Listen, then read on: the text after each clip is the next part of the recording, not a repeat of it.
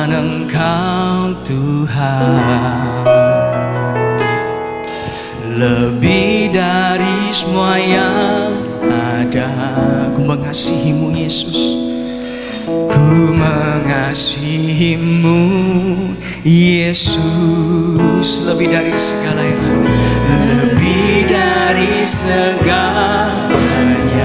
Ku perlukan Engkau Tuhan, ku perlukan Engkau Tuhan, lebih dari semua yang ada, lebih dari semua yang ada. Ku mengasihi-Mu Yesus, ku mengasihi-Mu Yesus, ku cinta Kau Yesus, ku cinta Kau Yesus, ku cinta Kau Yesus, ku cinta Kau Yesus, lebih dari segala yang ada, lebih dari segala yang ada. Ku cinta Kau Yesus. Sekali lagi katakan, Kau lebih dari segala yang ada dalam hidup kami Tuhan, lebih dari segala. Kami perlukan Engkau Tuhan dalam hidup kami. Oh, lebih dari semua, lebih dari semua yang.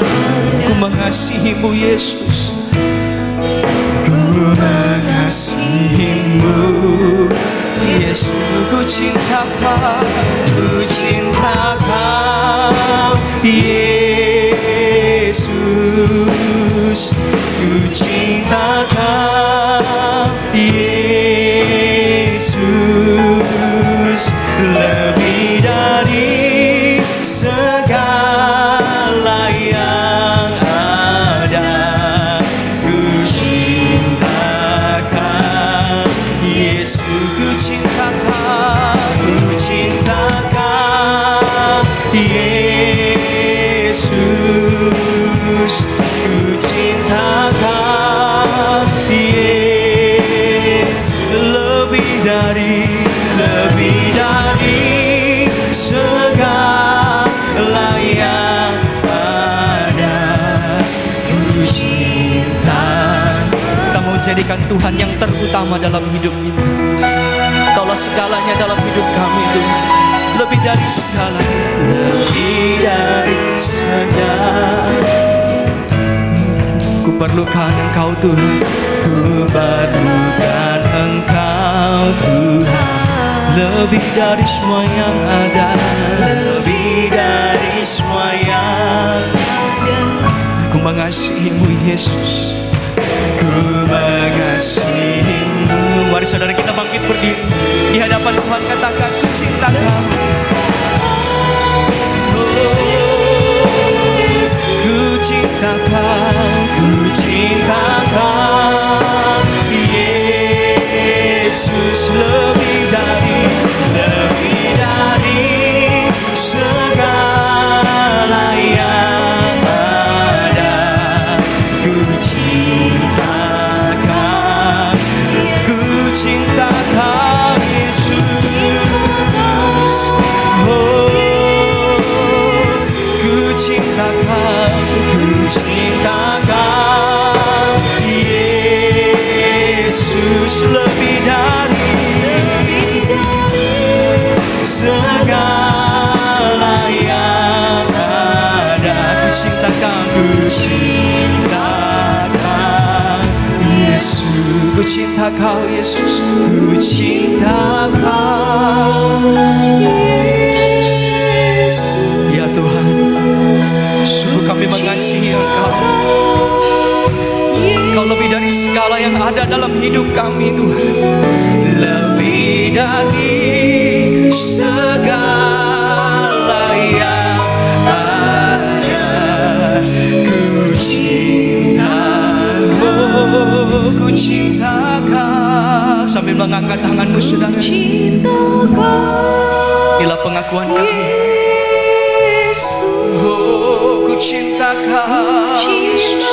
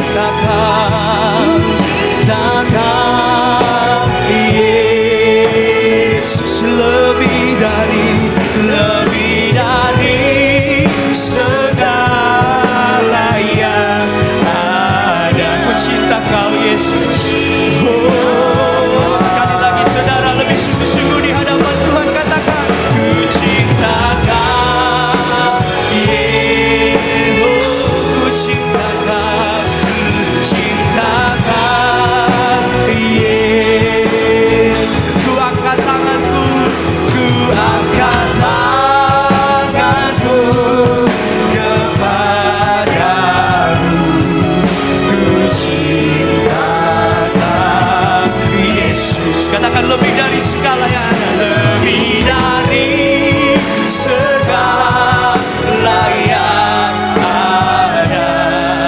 Ku cinta Kau, Yesus. Terima kasih. Itu nyanyian yang harus keluar dari hati kami, melewati bibir kami. Dari hati kami mencintai-Mu, dan itu dapat dilihat dari kelakuan hidup kami sehari-hari.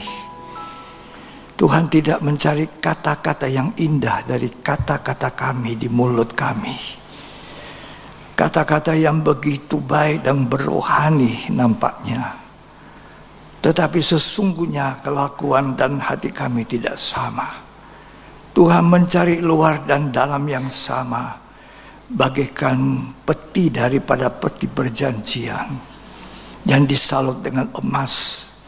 Luar dan dalam itu sama, tidak lagi merupakan barang-barang yang dari kayu yang hina. Tapi kami manusia disalut dengan kuasa ilahi, sehingga kami boleh kembali menjadi serupa segambar dengan Allah. Terima kasih Tuhan untuk anugerah-Mu lewat firman-Mu yang mengajar kami, yang menegur dan menasihati kami. Sebab kami ada di akhir zaman yang sangat-sangat tidak berkenan kepada Tuhan.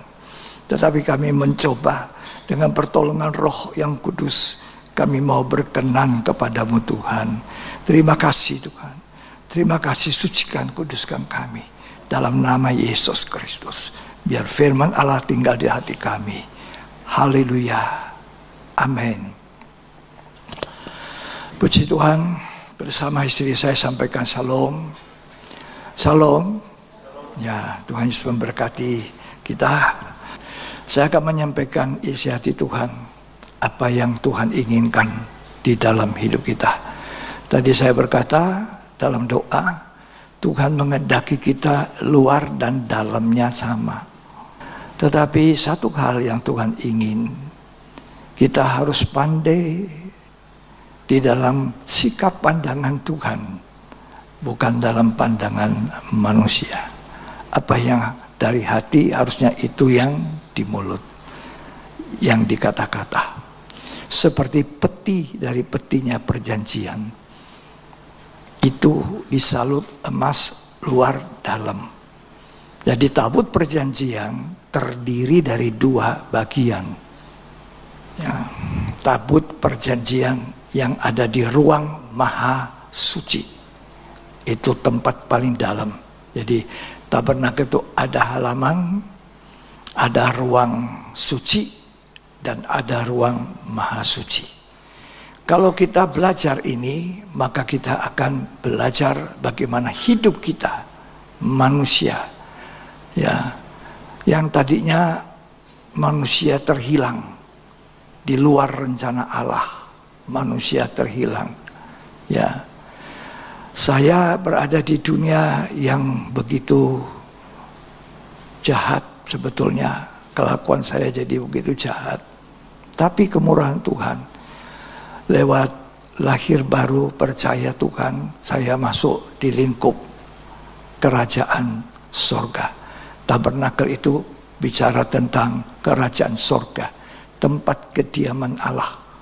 Ya, makanya di dalam pengajaran tabernakel itu dari halaman luar masuk pintu gerbang, percaya Tuhan, ya, bertobat. Ya, jadi bukan hanya percaya masuk gereja, banyak orang Kristen percaya masuk gereja bahkan melayani, tapi belum bertobat. Ya, Tuhan mau kita bertobat, tumis sebab korban bakaran, ya, lalu kita baptis.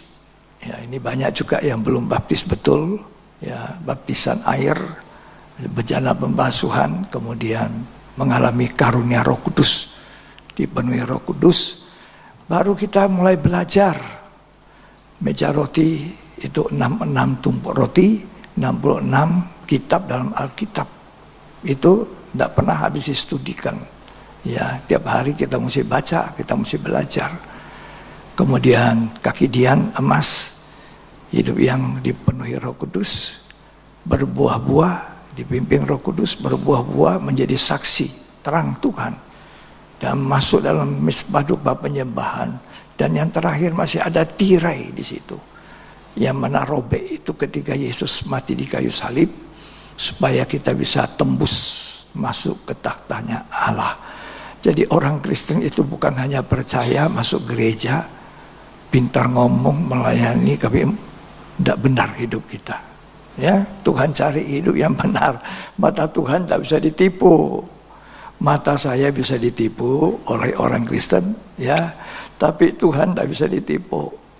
Jadi kita mesti berlaku yang benar, terbuka, telanjang di mata Tuhan. Tadi baca ya Matius 7 ayat 21 sampai 23. Ya, Matius Bukan setiap 7. orang yang Ya. berseru kepadaku, Tuhan, Tuhan, akan masuk ke dalam kerajaan sorga, Ya. melainkan dia yang melakukan kehendak Bapakku yang di sorga. Nah, orang yang melakukan kehendak Bapakku. Di mana kita temukan kehendak Bapa? Alkitab. Firman Allah itu kehendak Bapa. Jadi kalau orang Kristen malas belajar Alkitab, malas membaca Alkitab, tidak pernah membaca Alkitab, di gereja pun tidak bawa Alkitab, tidak turut membaca, kapan dia tahu kehendak Bapa? Tidak mungkin tahu kehendak Bapa itu. Sehingga banyak pelanggaran-pelanggaran, baik itu pelayan, baik itu imam. Kalau saya komitmen dengan Tuhan, saya tidak akan mundur dari pelayanan. Sampai kapanpun, sampai nafas yang terakhir. Sesulit apapun, sejauh apapun jarak.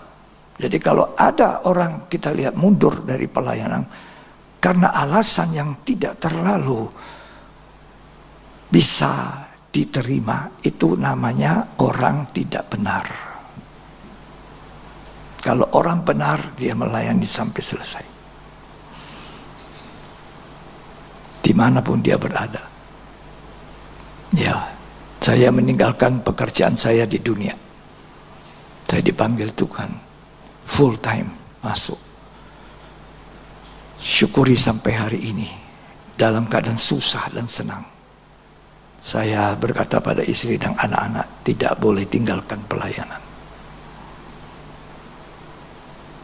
Dalam susah dan senang, dalam kenyang dan lapar,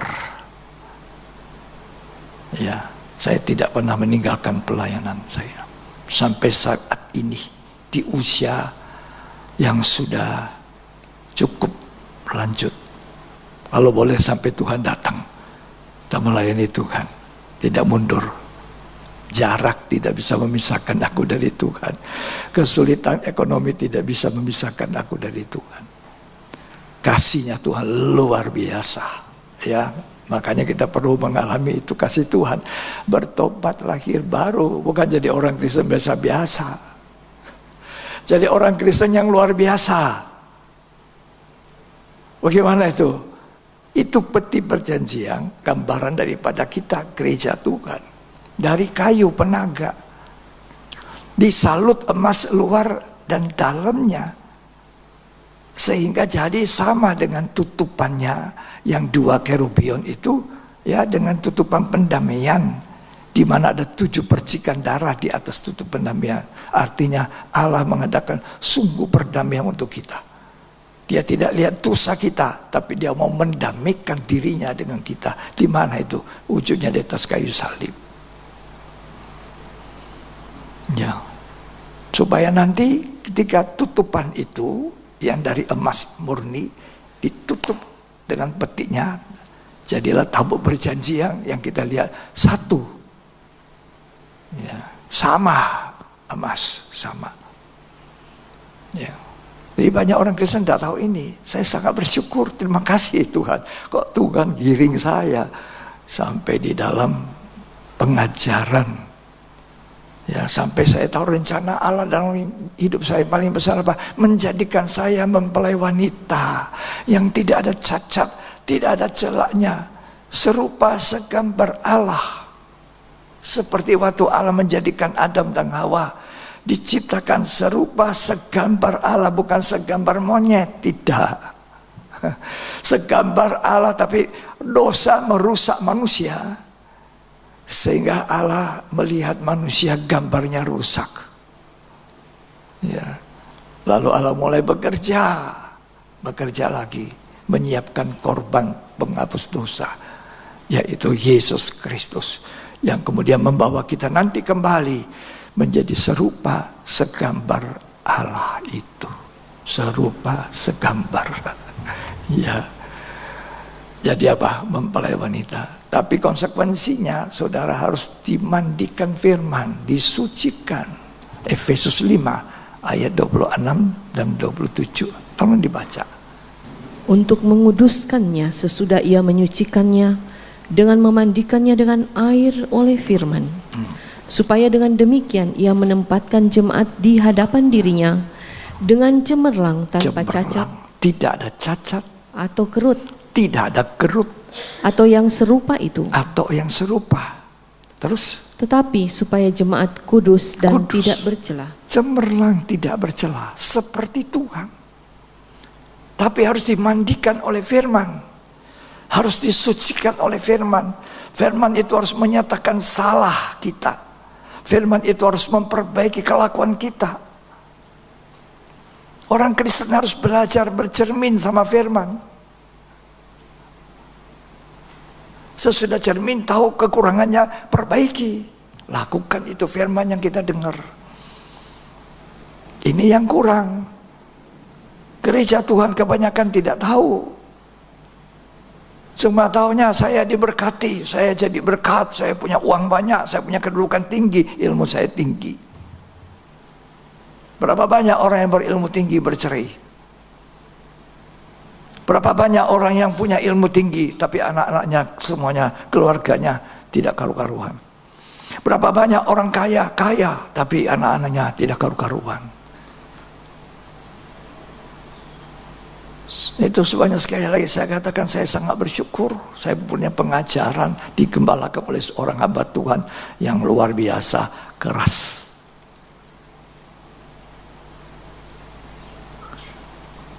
Makanya kita sebagai jemaat harus belajar dengar teguran Tuhan, dengar nasihat Tuhan. Dari mana toh keluarnya itu? Ya dari gembala saudara.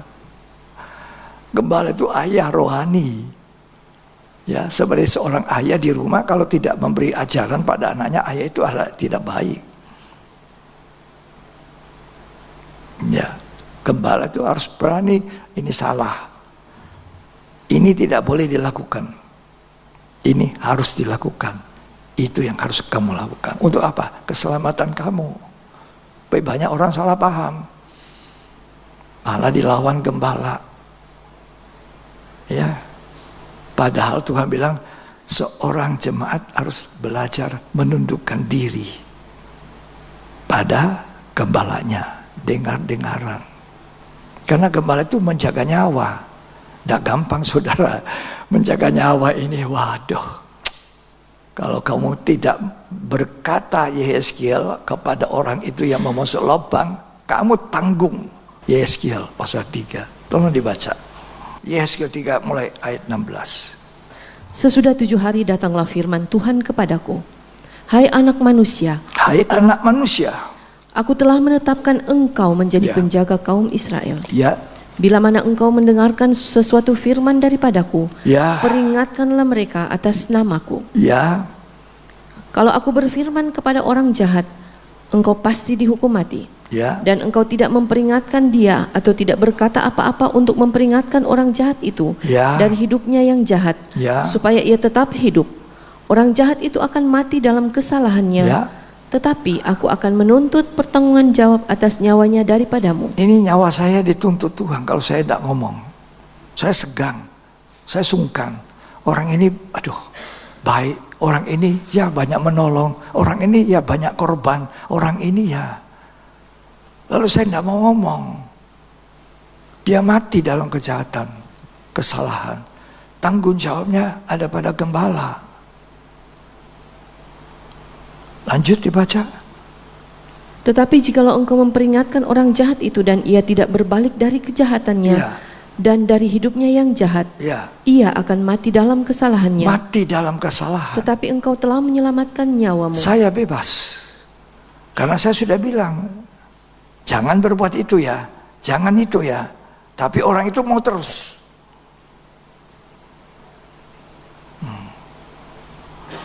Bukan saya salah lagi.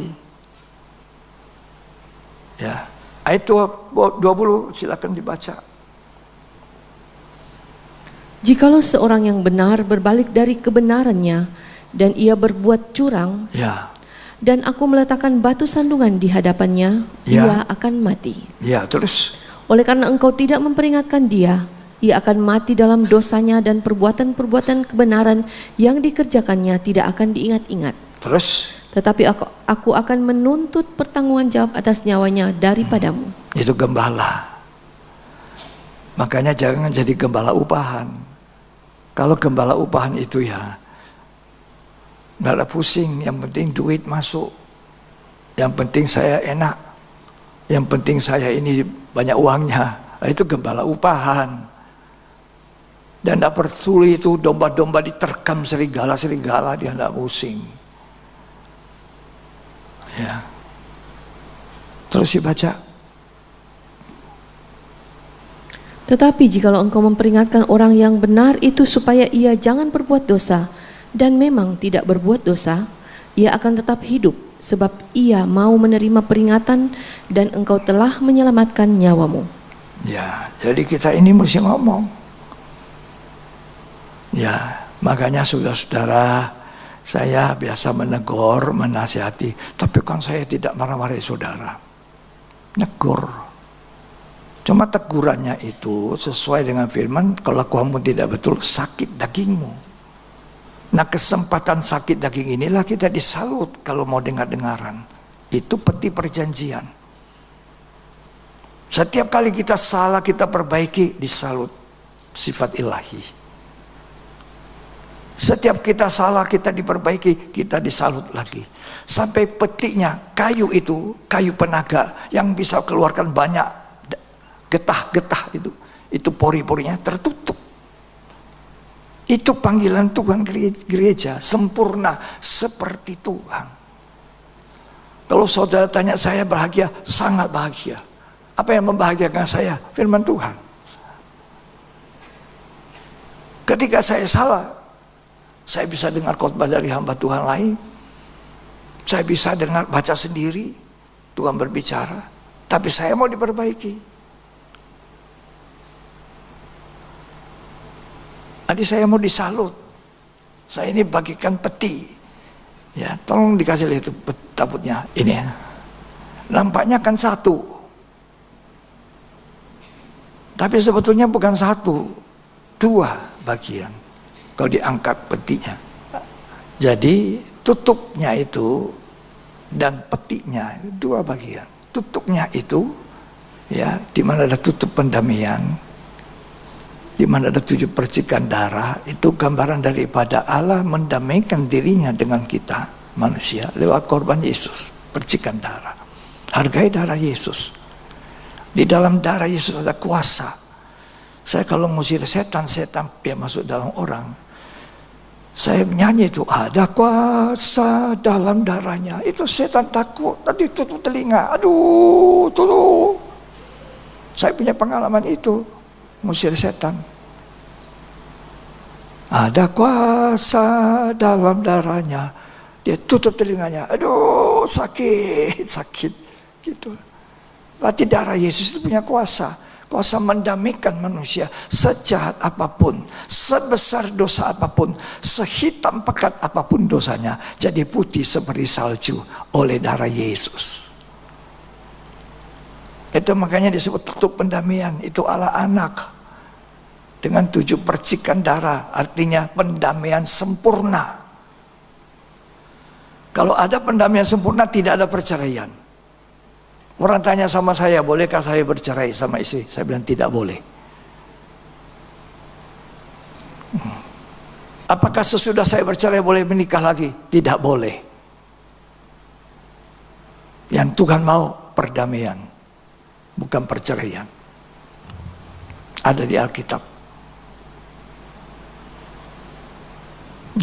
Berapa banyak orang yang punya kedudukan, punya titel tinggi, tapi bercerai, tapi tidak menyadari, dia pikir itu biasa. Saya mau menikah lagi. Kita ini orang berdosa. Ya, kalau Tuhan mau buang kita, apa susahnya? Tapi dia ambil lagi seperti seorang istri yang sudah tidak setia, diambil lagi Tuhan. Untuk nanti satu waktu jadi istrinya. Kesetiaannya Tuhan itu luar biasa. Harus jadi contoh bagi kita pasangan hidup suami istri. Harus setia. Setia sampai akhir. Setia sampai Tuhan datang. Siapa suruh? Tuh istri saya bagaimana ini? Suami saya mendengkur. Aku tidak bisa tidur ini. Oke, siapa suruh? Nah, pilih baik-baik dulu ya. Doa Tuhan, siapa jodoh saya? Siapa pilihan saya Tuhan? Yang terbaik. Kembali ke Alkitab. Ya. Mari kita lihat keadaan manusia akhir zaman yang dinyatakan oleh Alkitab. 2 Timotius 3 ayat 1 sampai ayat selanjutnya. Ketahuilah bahwa pada hari-hari terakhir akan datang masa yang sukar. Ini masa sekarang masa sukar. Bukan masa yang enak. Ya, terus manusia akan mencintai dirinya sendiri. Dan menjadi hamba uang. Ini manusia sekarang mencintai dirinya, bukan mencintai Tuhan, menjadi budak uang, hamba uang, budak. Terus mereka akan membual dan menyombongkan diri. Ya. Mereka akan menjadi pemfitnah. Membual, menyombongkan diri. Tidak ada dosa yang tidak dibenci Tuhan seperti kalau orang itu sombong. Sombong adalah dosa yang dibenci Tuhan. Siapa itu yang pertama-tama membuat dosa sombong? Malaikat yang namanya Lucifer. Malaikat pemuji penyembah. Tapi sombong mau menjadi Allah. Lalu Allah lempar dia dalam penghukuman. Karena itu Allah benci dosa yang namanya sombong. Dan Tuhan mau kita tidak sombong. Tuhan mau kita mengajarkan kita bagaimana hidup rendah hati, lemah lembut dan rendah hati. Kalau orang sombong, tidak diberkati Tuhan. Makanya Yesus Allah menjadi manusia datang mengajar kepada kita. Belajar padaku, aku lemah lembut dan rendah hati.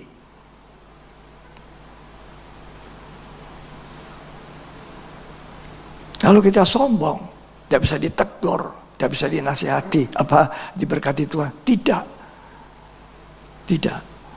Tapi orang yang mau diberkati Tuhan siap untuk dihajar, siap untuk ditegur, siap untuk dinasihati.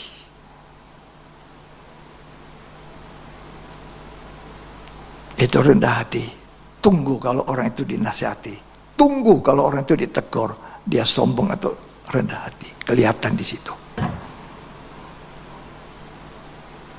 Kelihatan langkah hidupnya berubah atau tidak. Kalau tidak, sombong. Dia kemanapun, dia tidak akan diberkati sampai dia turun ke bawah.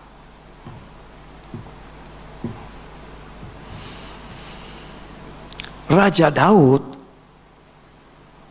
bukan orang sempurna. Walaupun dia seorang raja yang diurapi Tuhan dan berkenan Tuhan akan hatinya Daud.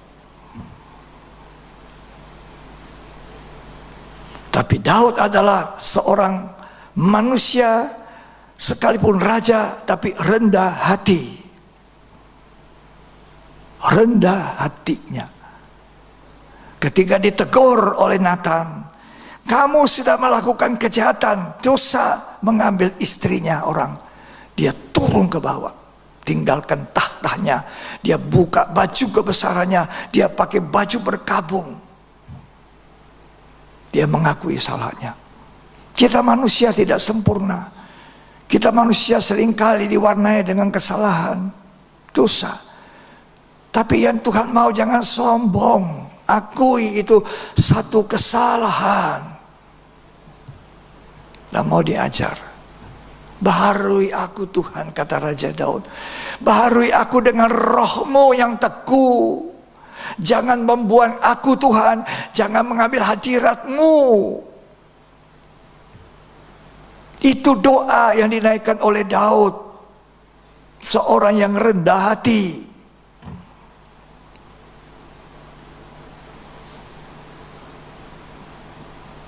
Waktu tabut perjanjian dirampas oleh Filistin di zaman Saul, Raja Saul. Tabut itu tidak dihiraukan Saul. Yang penting Saul itu sudah duduk sebagai raja. Awalnya pun Saul itu bukan orang yang sombong. Awalnya Saul itu juga bukan orang yang ambisius. Tapi setelah dia duduk sebagai raja, hanya 2 tahun singkat sekali, dia kemudian jadi manusia yang sombong, tidak bisa ditegur, tidak bisa mengakui kesalahan. Sampai Tuhan bilang, aku angkat raja lain. Hanya karena ketidaktaatan daripada Saul, dia digantikan oleh Daud. Ketika pemilihan diadakan, Samuel siap untuk mengurapi siapa yang diangkat jadi raja. Maka apa yang terjadi? Kakak-kakaknya sudah keluar, gagah. Elia bilang, inilah raja. Padahal Tuhan bilang, tidak. Kamu lihat luarnya, aku lihat hatinya.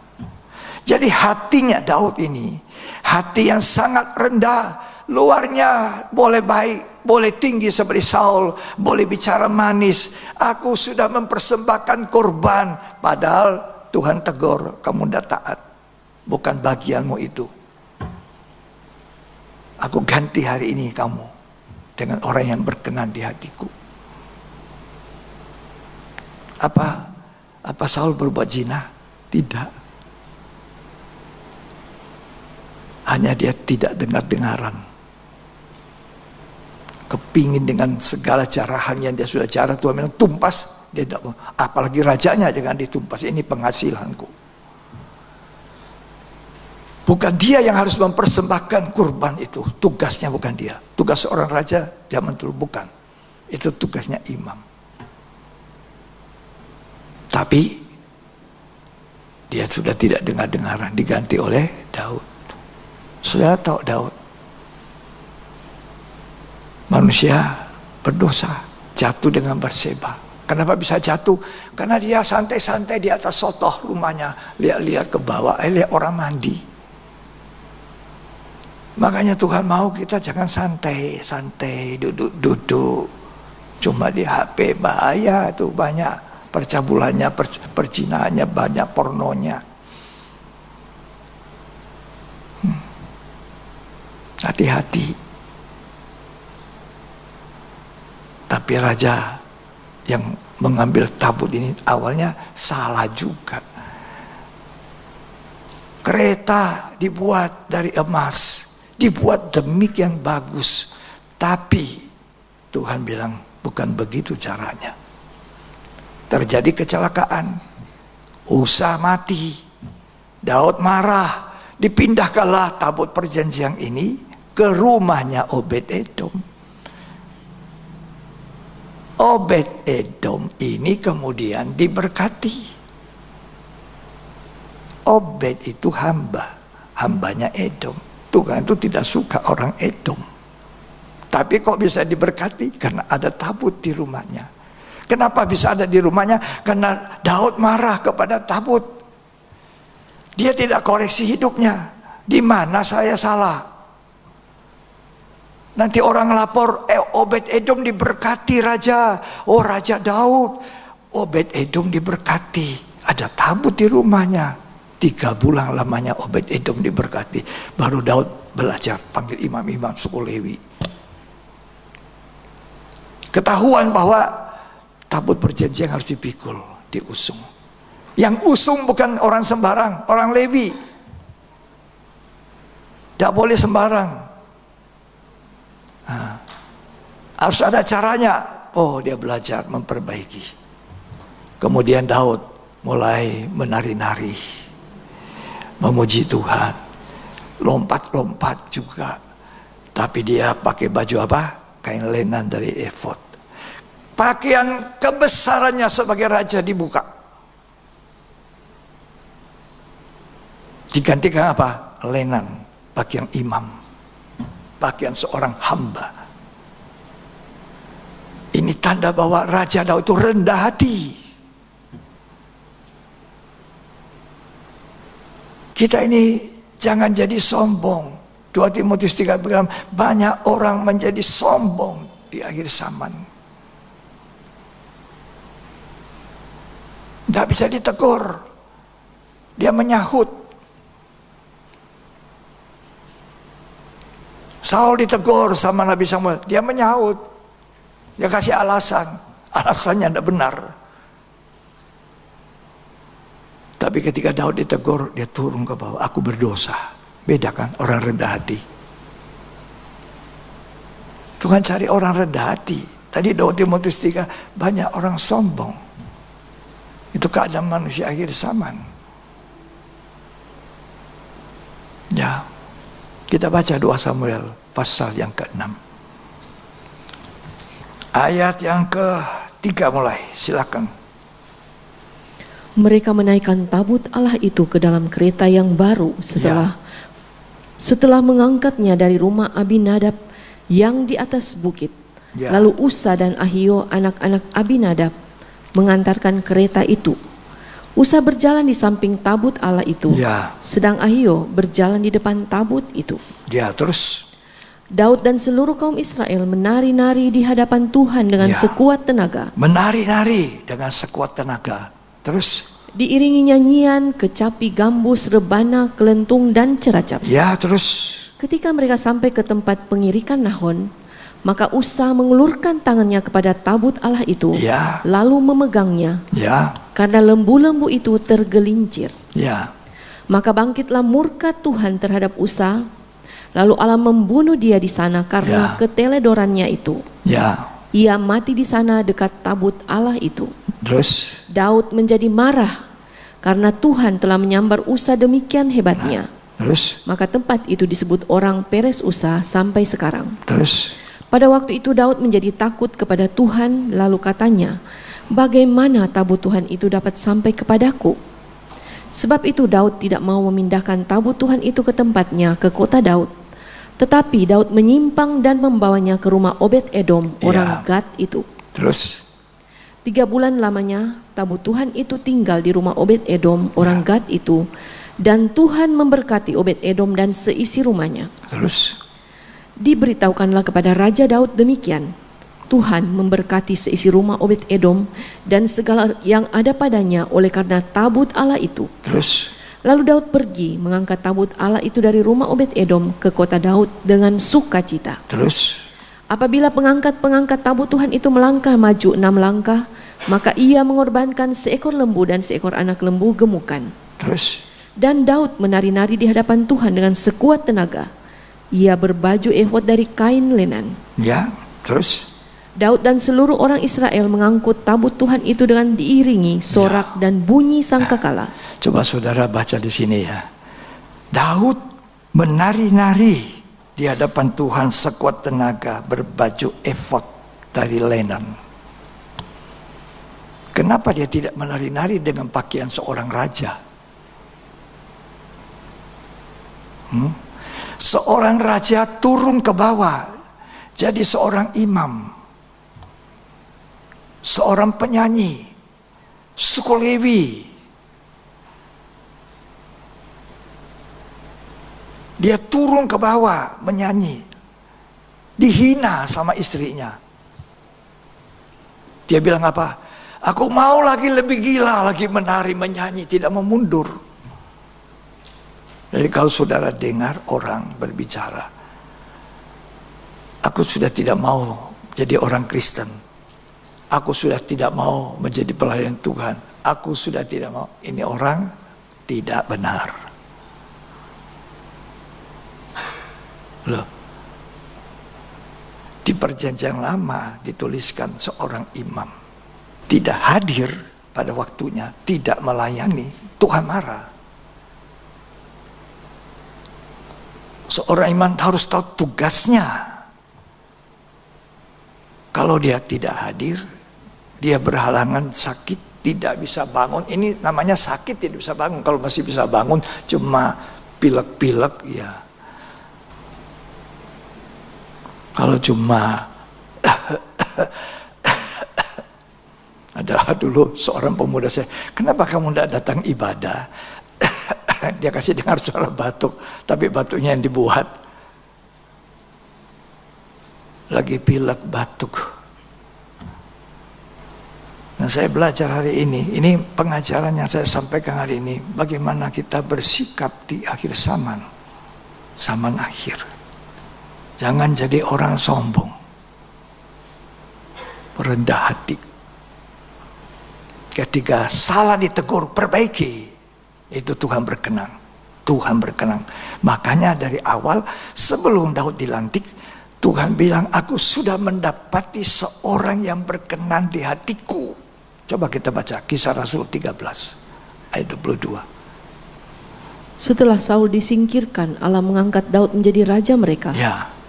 Tentang Daud, Allah telah menyatakan, aku telah mendapat Daud bin Isai. Aku mendapatkan Daud bin Isai. Seorang yang berkenan di hatiku. Berkenan di hati Tuhan. Dan yang melakukan segala kehendakku. Apakah dia tidak tergelincir dengan dosa? Ada. Kesalahan dengan tabut yang dipindahkan ini pun suatu kesalahan Daud. Sampai dipindahkan itu tabutnya kepada rumahnya Obed-Edom, dan Obed-Edom diberkati. Tapi dia punya ciri kehidupan, suka memperbaiki kesalahan. Ketika ditegur dan dia baca firman Tuhan, tidak ngajar kita kasih naik di kereta, tapi diusung, dia perbaiki. Kita boleh salah apapun, tapi kita mau memperbaiki. Kita mau menyesal, kita mau bertobat, kita mau dibaharui. Itu tadi saya bilang, sampai peti itu tersalut emas, dalamnya, luarnya semuanya emas. Tidak ada sedikit pun kayunya lagi. Ini sempurna seperti Tuhan. Itu rencana Allah, rancangan Tuhan untuk kita, masa depan kita. Ya, itu persis. Luar dalam. Sekarang banyak orang basa-basi, dalamnya sama luarnya tidak sama. Ya, lain di hati, lain di mulut.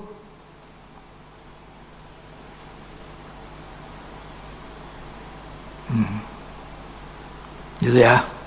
Nah, Daud ini dia memperbaiki.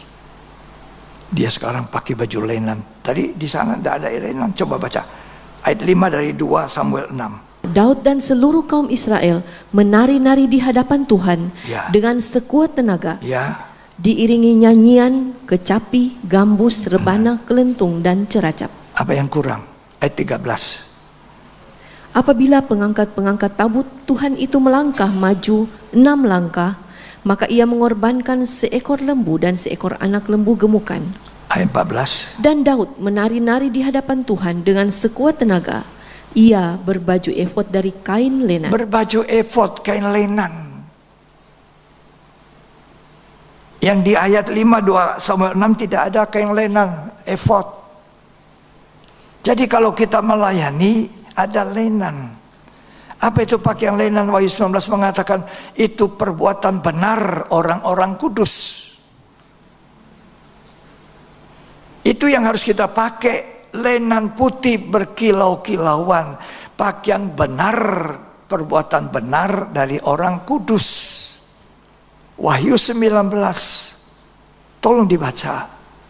Nah, di akhir zaman ini Tuhan cari orang-orang yang seperti Daud, rendah hati, mau memperbaiki kesalahan, ya, mau diubahkan Tuhan. Itu kekristenan, diubahkan dari hari ke hari, dimandikan oleh firman, menjadi seperti Tuhan. Wahyu 19 Ayat yang ke-6 tolong dibaca. Lalu aku mendengar seperti suara himpunan besar orang banyak, seperti desau air bah dan seperti deru guru yang hebat. Katanya, haleluya, haleluya, karena Tuhan Allah kita yang maha kuasa telah menjadi Raja. Terus marilah kita bersukacita dan bersorak-sorai dan memuliakan Dia, karena hari perkawinan anak domba telah tiba dan pengantinnya telah siap sedia. Ayat 8. Dan kepadanya dikaruniakan supaya memakai kain lenan halus yang berkilau-kilauan dan yang putih bersih. Nah itu, jadi itu pakaian lenan. Terus lanjut. Lenan halus itu adalah perbuatan-perbuatan yang benar dari orang-orang kudus. Jangan banyak orang menyanyi di depan, tapi nggak ada perbuatan benar. Tidak ada lenan halus. Dia menari sekuat tenaga, tapi terjadi kecelakaan. Usa mati, tabut hampir jatuh, tergelincir itu lembu. Daud dia periksa dirinya, marah langsung pada Tuhan. Masa kita manusia marahi Tuhan? Kenapa saya begini Tuhan? Orang lain begitu, saya begini. Orang lain bisa kaya, saya tidak. Ya, kamu malas. Orang malas itu tidak bisa kaya.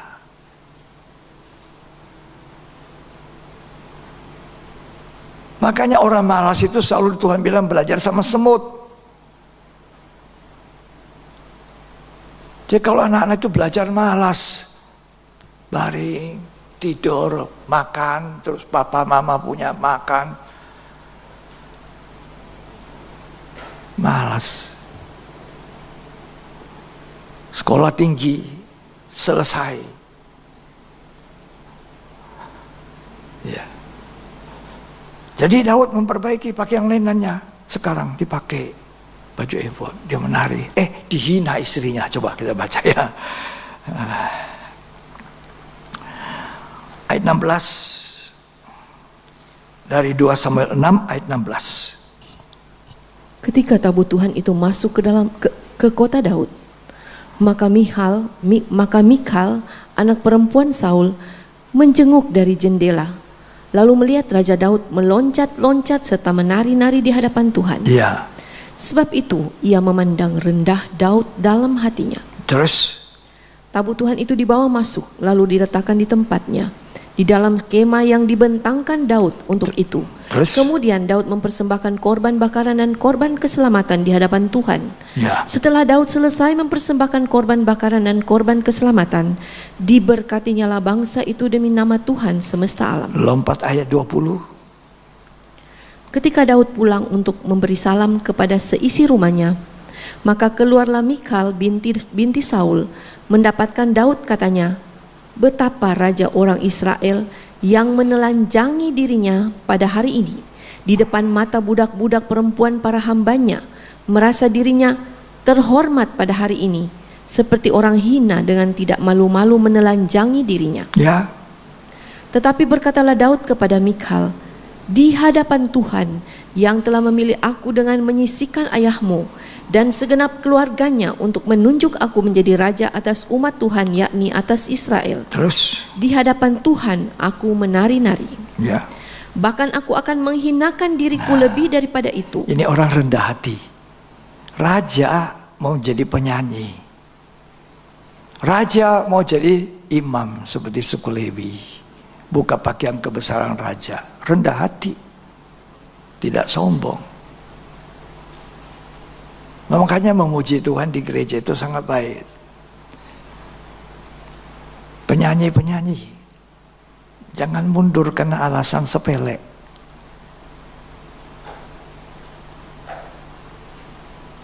Orang yang mengundurkan diri, aku tidak berkenan, kata Tuhan.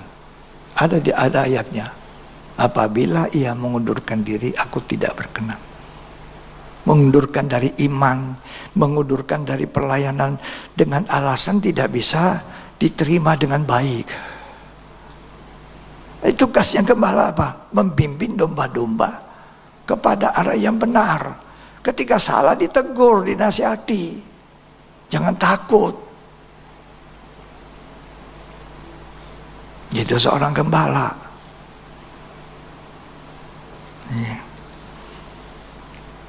Kalau tidak mau kasih tahu, kita tanggung. Tidak mau saya. Ya. Nah, dihina. Apa dikatakan Raja Daud ayat 22? Bahkan aku akan menghinakan diriku lebih dari itu cuma. Engkau akan memandang aku rendah. Tapi bersama-sama budak-budak. Wah, raja kok kumpul sama budak-budak. Coba. Raja Daud suamiku ini, kata itu anaknya Saul. Aduh, jadi kumpulan budak-budak situ. Kerjanya apa? Menyanyi. Raja Daud itu hebat, main kecapi. Bisa main musik. Sehingga banyak di zamannya banyak penari-penari, pemusik-pemusik itu. Penyanyi-penyanyi, jangan tidak hadir. Kata perjanjian lama, jangan tidak hadir pada waktu ada pelayanan. Sebisa-bisanya hadir, tidak mundur apapun. Itu Amsal bilang, seperti singa yang berjalan maju, aku tidak mundur. Ya, ingat itu, tabut, peti dan tutupan akan menjadi satu ketika Yesus datang. Dalam Wahyu pasal 22 saya baca, di situ 3 kali Tuhan katakan, aku datang segera, aku datang segera, aku datang segera. Ini zaman-zaman akhir. Tuhan sudah mau datang. Lalu kita lenggang kangkung ikut Tuhan. Kita ikut santai-santai aja. Gembala bilang, ayo ikut pakai ibadah doa. Dah, ikutlah. Ayo ikut ibadah, mendalami Alkitab, belajar lebih jauh. Lebih dalam lagi bersama Tuhan. Itu urusan nanti, saya masih kerja. Ya. Hari Minggu ibadah, semua libur. Oh, kok tidak mau? Ya. Diajari firman Tuhan, duduk diam seperti Maria, dikoreksi hidupnya. Mau dikoreksi? Tidak mau aku. Tunggu nanti waktunya celaka itu datang. Tiba-tiba hari Tuhan itu datang. Orang itu baru kaget, menyesal. Sudah terlambat. Esau tidak ingin berkat sulung. Dia cuma ingin buru binatang, buru hari-hari itu. Beda adiknya Yakub di kemah. Dia baca, dia sembahyang, dia berdoa. Ya. Kakaknya Esau berburu terus. Datang lapar haus, adiknya sedang masak sup kacang merah. Waduh, tambah lapar aku, dek, adik, boleh tidak? Kasih aku sup kacang merah itu. Kasih ya, adek, yuk.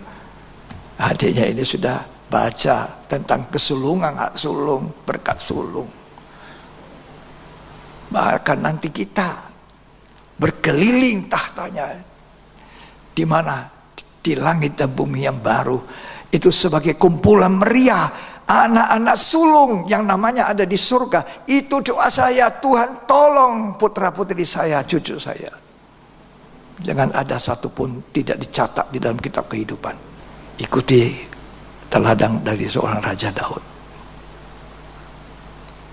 Ya, saya mau kembali sedikit 2 Timotius 3. Baca saudara, keadaan manusia akhir zaman. Tidak mudah hidup seperti akhir zaman. 2 Timotius 3. Baca lagi mulai ayat 2. Manusia akan mencintai dirinya sendiri dan menjadi hamba uang. Mereka akan membual dan menyombongkan diri. Mereka akan menjadi pemfitnah. Mereka akan berontak terhadap orang tua dan tidak tahu berterima kasih. Berontak terhadap orang tua. Berapa banyak anak-anak berontak sama orang tua? Terus tidak mempedulikan agama. Tidak mempedulikan agama itu artinya tidak mengindahkan ibadah. Tidak suka beribadah. Padahal ibadah itu ada keuntungan sekarang ini sampai yang akan datang, kata 1 Timotius. Malah olahraga itu sedikit untungnya dibandingkan ibadah. Olahraga sampai sepir besar sini, angkat besi, mati. Main badminton, mati di lapangan. Loh, di zaman saya masih muda itu ada pemain Dengmar, saingannya Rudi Hartono itu. Sempri namanya. Mati waktu latihan di lapangan. Umur berapa? 36, 37. Mati.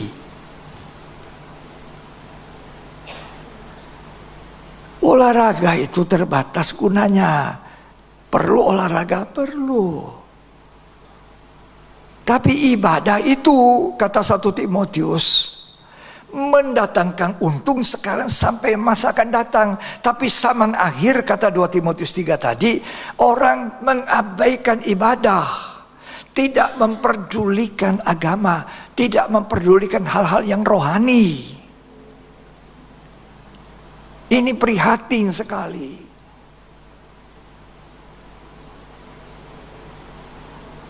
Baca lagi itu. Tidak tahu mengasihi. Tidak ada kasih lagi. Tidak mau berdamai. Tidak mau damai. Suka menjelekkan orang. Wow, terus. Tidak dapat mengekang diri, garang. Ya. Tidak suka yang baik. Terus. Suka mengkhianat. Tidak berpikir panjang. Berlagak tahu. Ya. Lebih menuruti hawa nafsu daripada menuruti Allah. Ya. Secara lahiriah mereka menjalankan ibadah mereka. Tetapi pada hakikatnya mereka memungkiri kekuatannya. Ibadah itu nomor 1. Tapi ibadah harus disertai dengan perubahan hidup. Makanya saya mulai dengan peti perjanjian itu. Peti itu kayu. Kita manusia yang kemudian disalut emas luar dan dalam. Supaya satu waktu kita jadi serupa segambar Allah. Kita perlu diproses. Kita perlu dibentuk. Salah ngaku. Sombong. Belajar Daud, rendah hati. Ya. Papa, ini ya saya mau kasih tahu ya. Akhir zaman, peran orang tua papa itu terutama harus berperan dalam rumah tangga. Papa itu, bukan nggak mama, bukan. Papa, ayah. Saya sempat catat itu. Ayah itu harus berperang. Mengajari anak ulang berulang. Apa yang harus dia buat? Perang ayah di akhir zaman ini kurang. Kalau sudah sibuk, mama juga sibuk. Habis. Anak tidak karu-karuan. Dengar ya, apa sebabnya Allah memberikan kita anak supaya kita bertanggung jawab. Anak ini harus ada namanya nanti di kitab kehidupan.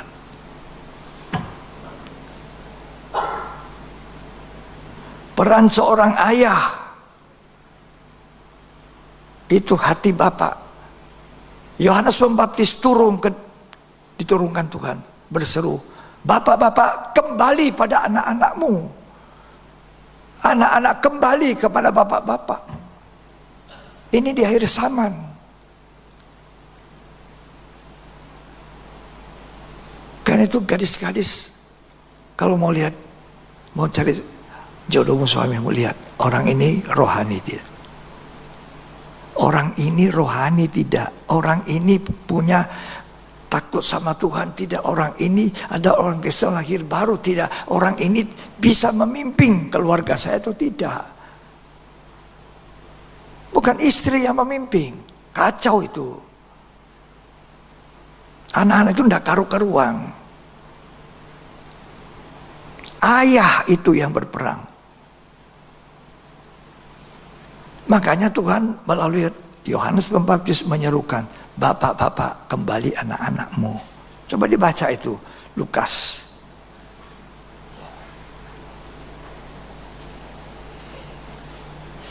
Perannya ayah itu sangat penting.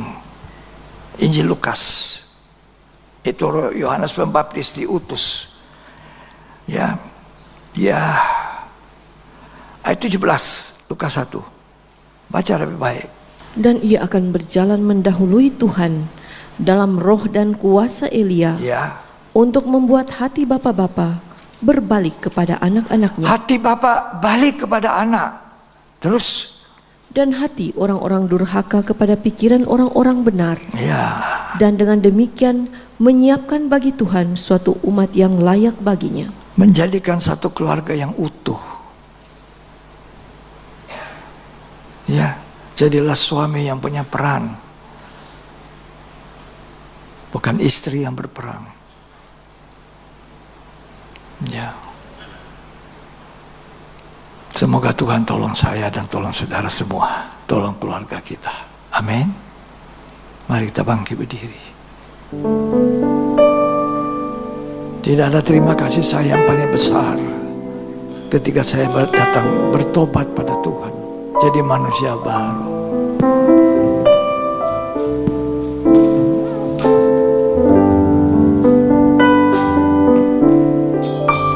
Dulu saya jauh dari jalan surga, orang yang terhilang dan sesat, tapi oleh cinta Tuhan beri saya terang. Waktu Tuhan tolong saya,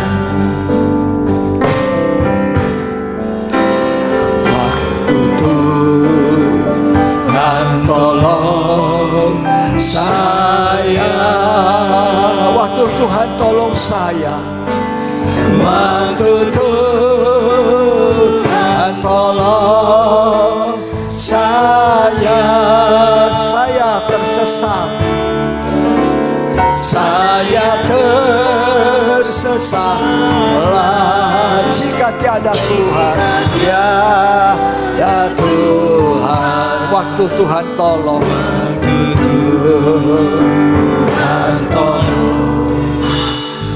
Dengar saudara, saya mau mulai dengan suami, ayah. Kau tidak bisa memimpin keluargamu tanpa Tuhan.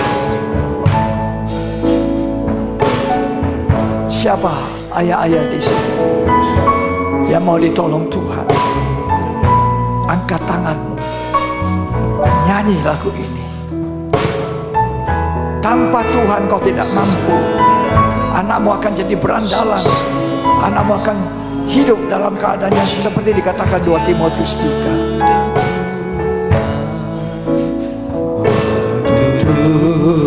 Tuhan tolong saya. Cari anakmu di akhir zaman menjelang Yesus datang. Tuhan tolong saya,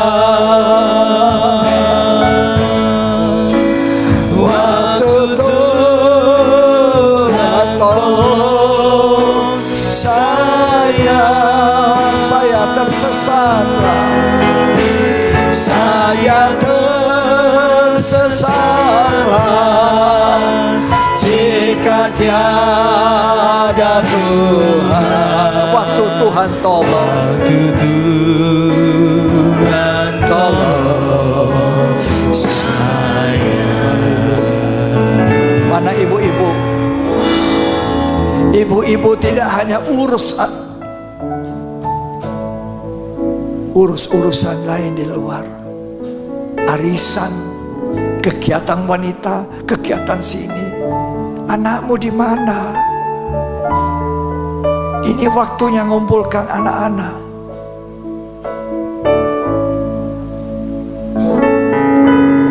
Berapa banyak anak-anak terhilang?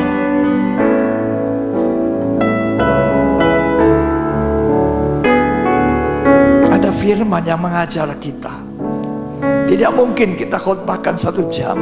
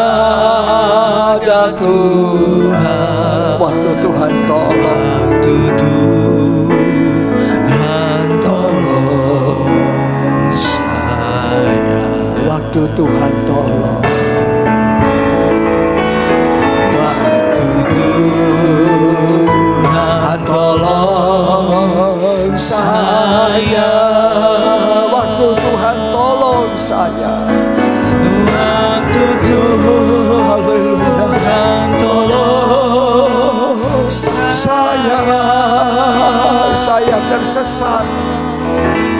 Saya tersesatlah jika tiada Tuhan. Jika tiada Tuhan, Tuhan tolong saya.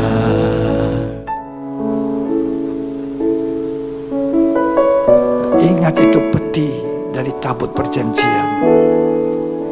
Setiap kali kita dengar firman, kita disalut.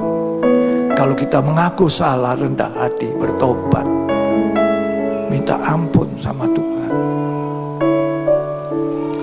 Bukan uang, bukan jabatan tinggi, bukan itu. Bukan.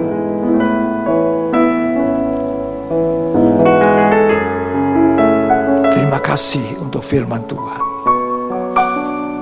Terima kasih Tuhan. Sekali lagi, siapa yang mau ditolong Tuhan dan berbahagia ketika Tuhan tolong, mari angkat tanganmu dan menyanyi. Menyanyikan itu nyanyi waktu Tuhan tolong. Dulu saya jauh dari jalan surga.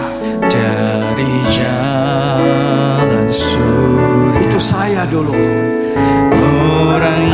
Orang terhilang walaupun ada di gereja. Dan sesat. Saya ada di gereja sejak umur 10 tahun. Oleh cinta Tuhan, Tuhan beri saya terang. Terang firman Allah. Waktu Tuhan tolong, Tuhan tolong saya. Waktu Tuhan tolong saya.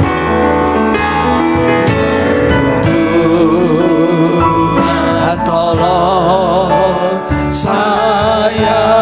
Waktu Tuhan tolong saya. Waktu Tuhan tolong saya. Saya tersesatlah. Saya tersesatlah jika tiada Tuhan. Jika tiada Tuhan, waktu Tuhan tolong saya. Terima kasih untuk firman. Siapa yang bisa tolong kami Tuhan? Hanya firman Allah yang menerangi hati kami, menerangi perbuatan kami, mengubahkan hidup kami seperti air yang memandikan kami dari hari ke hari. Satu waktu kami tampil cemerlang serupa Allah, bagaikan peti yang tadinya kayu dilapisi luar dan dalam emas murni, sehingga satu waktu menjadi sama dengan tutupannya. Terima kasih Tuhan. Ini rahasia firman yang diberitahukan kepada jemaat. Sucikan hidup kami, biar kami rendah hati seperti Daud, mau dikoreksi, mau memperbaiki. Terima kasih. Terima kasih Roh Kudus. Mari kita angkat tanganmu dua-dua. Terimalah berkat yang terbaik dari Bapa, Putra, dan Roh Kudus. Tuhan Yesus Kristus memberkati hari ini sampai selamanya. Sampai Tuhan datang, pakai kami Tuhan jadi berkat, karena berkat-Mu melimpah dalam hidup kami. Terima kasih. Dalam nama Yesus Kristus yang diberkati Tuhan, sama-sama kita katakan amin.